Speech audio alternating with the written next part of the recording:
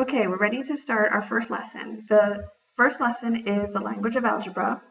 So this is going to be probably a refresher. I don't think you'll have anything brand new in this lesson, but this is going to be a refresher on the keywords to look for when you're solving a word problem or having a conversation to figure out what kind of math should you be doing, what operations should you be using. So when you're watching this video, you should have your notes page in front of you, the notes page that's called the language of algebra. And that's what I'm going to be checking tomorrow to make sure that you completed this assignment. So your notes page at the top of the page looks something like this. You have 6 boxes there, and each box has a word in it. The top 4 boxes are the basic operations: addition, subtraction, multiplication, and division. That's what I'm talking about when I say the operations. It's basically what you can do with the real numbers. Then you have 2 other boxes, a box for exponents and a box for equivalents, because those are words that we see a lot too. A lot of keywords are really referring to one of those 2, so I included those in the notes page. You do not have this in your notes page, but what I'd like you to do now is transfer these words onto your notes page in the appropriate box.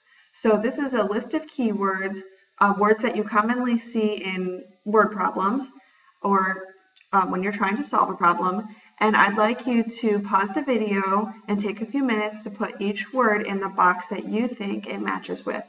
So you see the first word is the word plus. Plus we know is a keyword for addition, so go ahead and write that in the box that says addition, and leave room because there'll be a couple of words in that box. You might want to use a pencil because we'll be correcting these together, so then you can fix your mistakes and use this as like a reference sheet as you do your problem solving. When you have all of the boxes filled in, you will continue. This is what your answers should look like. So you can pause the video again here and check your work, make sure you have all of the words in the right boxes.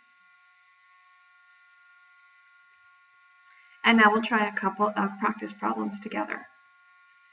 So I have 3 expressions here, or equations. The difference between an expression and an equation is just whether or not it has an equal sign.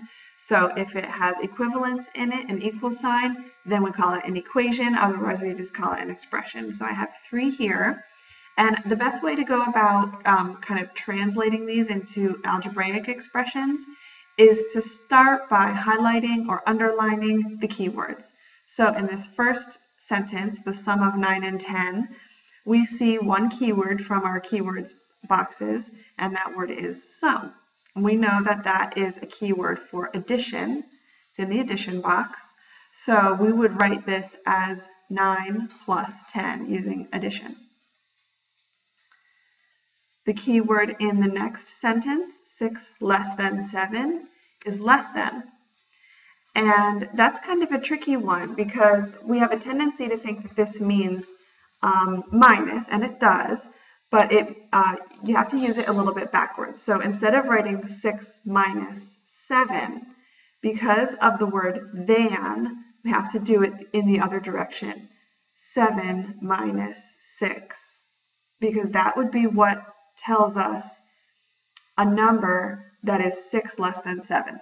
That number would be 1 if we were actually solving this expression or simplifying it.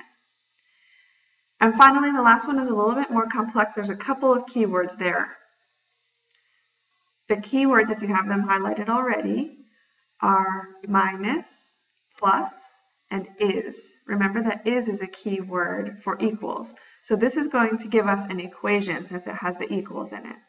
The equation would be 9 minus a number. We don't know the number, so I'm putting in a variable, just a letter, because we don't know what number it is. 9 minus some number plus 12 is 3.